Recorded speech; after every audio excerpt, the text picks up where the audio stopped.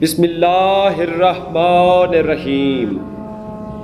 اکثر علماء کرام کا اعتقاد ہے سید الانبیاء حضرت محمد صلی اللہ علیہ وآلہ وسلم کی رحلت عالم بقا کی طرف پیر کے دن کو ہوئی۔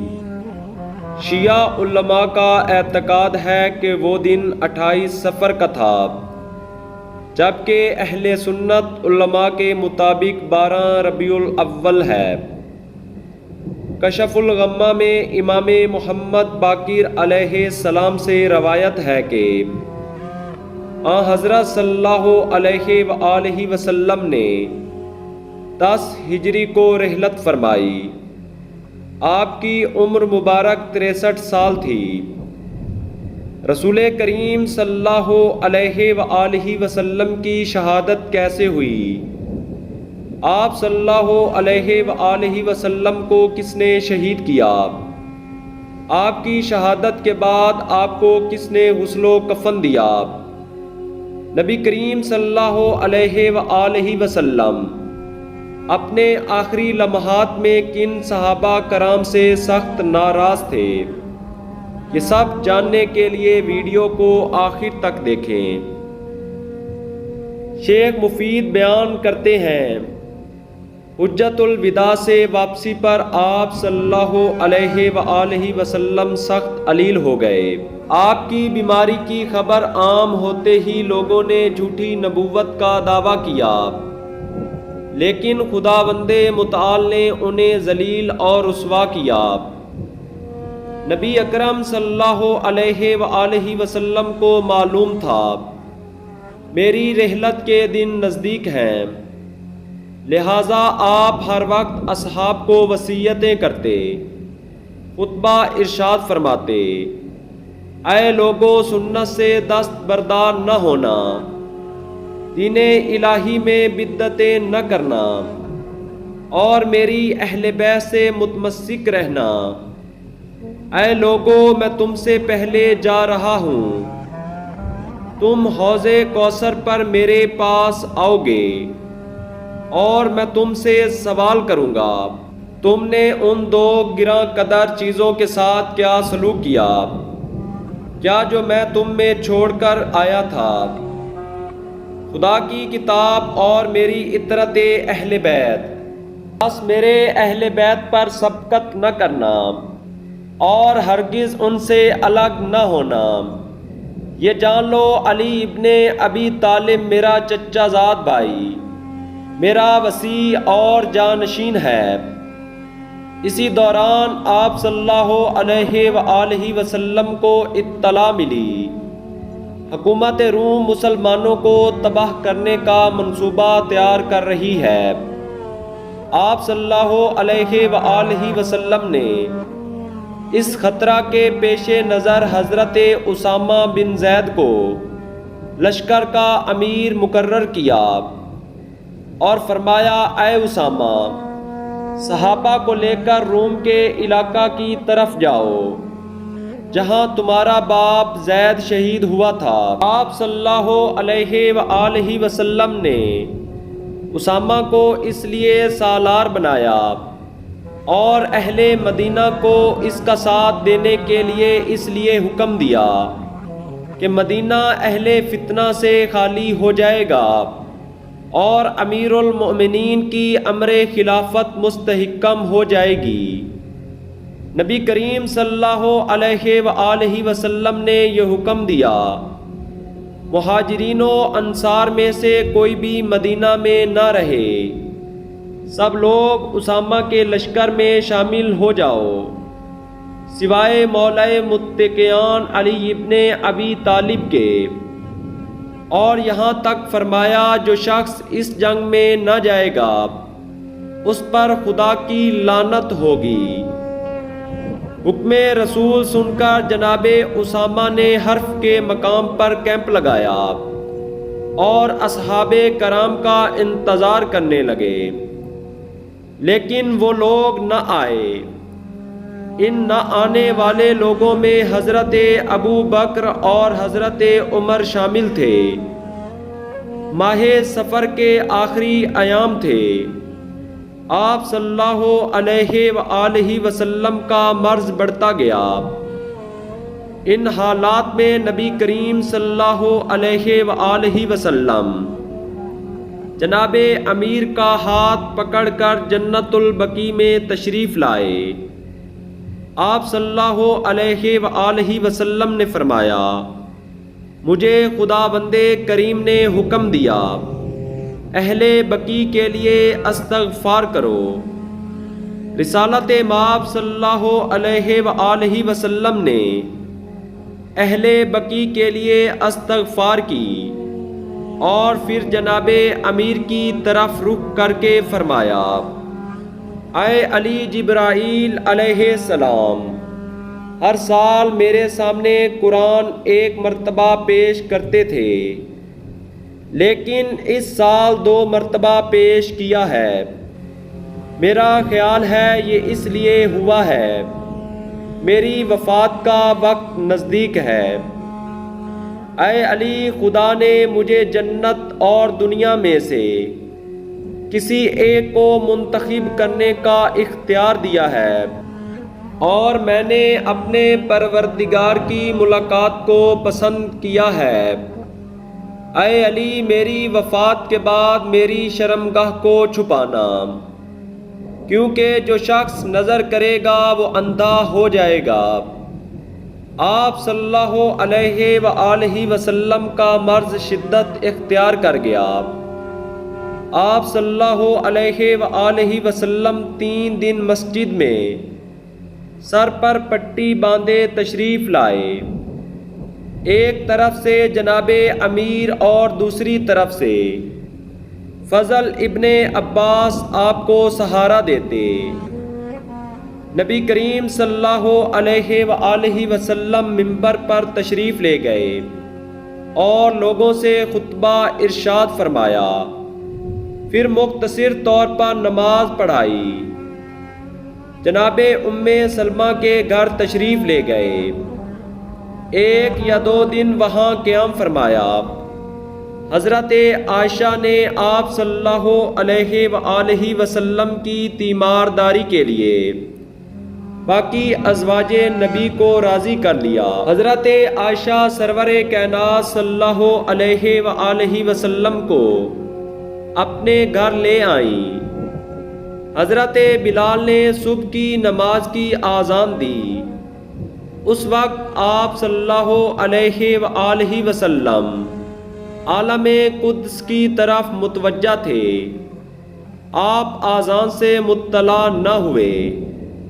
یہ دیکھ کر حضرت عائشہ نے کہا، آج حضرت ابو بکر نماز پڑھائیں گے، اور حفصہ کہنے لگی، حضرت عمر سے کہہ دو نماز پڑھائیں۔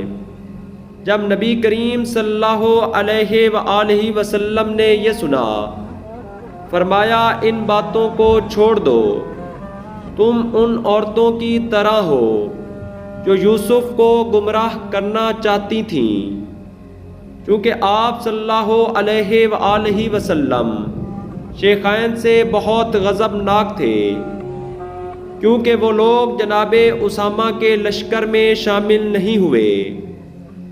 شدت مرض کے باوجود آپ صلی اللہ علیہ وآلہ وسلم اٹھے تاکہ ان میں سے کوئی نماز نہ پڑھا دے۔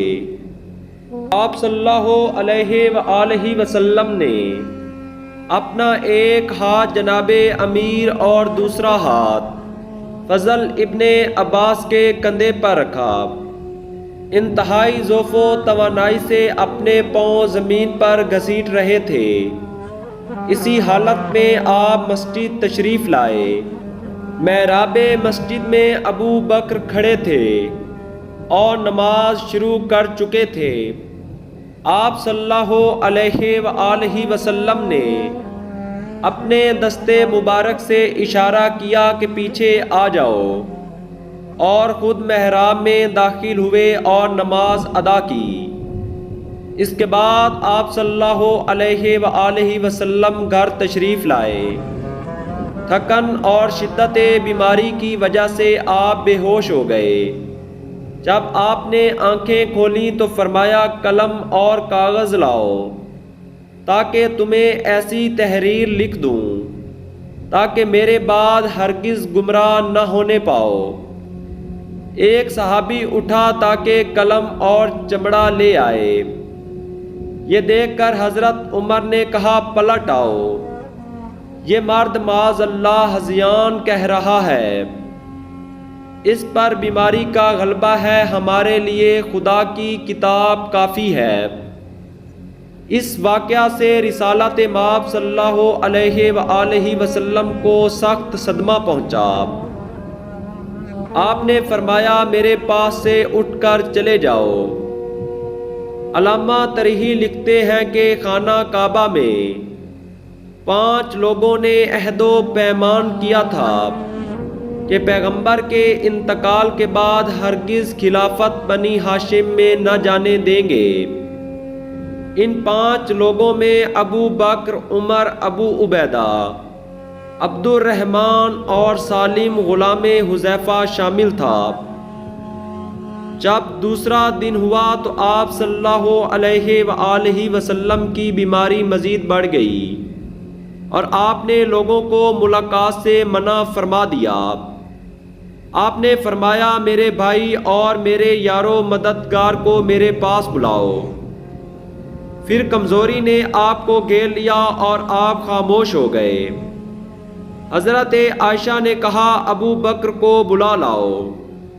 حضرت ابو بکر آئے اور آپ کے سرہانے بیٹھ گئے۔ جب آپ صلی اللہ علیہ وآلہ وسلم نے آنکھ کھولی تو ان سے منہ پھیر لیا۔ حفصہ حضرت عمر کو بلا کر لائی۔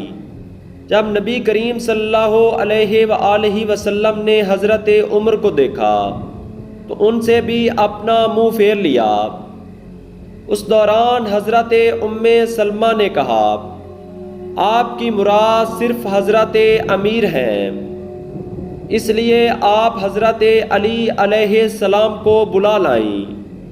جب جناب امیر آئے تو آپ صلی اللہ علیہ وآلہ وسلم آپ سے لپٹ گئے اور کافی دیر راز و نیاز کی باتیں کرتے رہے اور پھر فرمایا اے علی میرا سر اپنے دامن میں رکھ لو کیونکہ عالمین کے رب کا حکم آ پہنچا ہے، اور جب میری جان باہر آئے تو اسے اپنے ہاتھ میں لے کر اپنے منہ پر پھیر لو، میرا چہرہ قبلہ کی جانب پھیر دو اور میری تجہیز و تدفین میں لگ جاؤ، میری نماز جنازہ خود پڑھانا اور قبر میں سپرد کرنے تک مجھ سے الگ نہ ہونا۔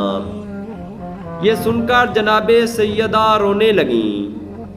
آپ صلی اللہ علیہ وآلہ وسلم نے اپنی لختے جگر کو اشارہ کیا میرے قریب آؤ، اور پھر آپ کے کان میں راز کی بات کی۔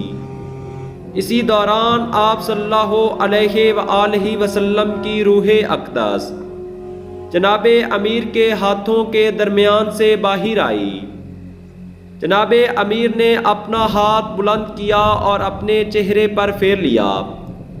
رسالت مآب صلی اللہ علیہ وآلہ وسلم نے اپنی آنکھیں بند فرما لیں۔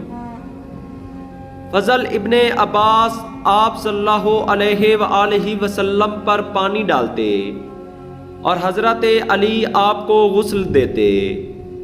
جناب امیر نے آپ کو غسل و کفن اور حنوط پہنایا اور تنہا آپ پر نماز جنازہ پڑھی۔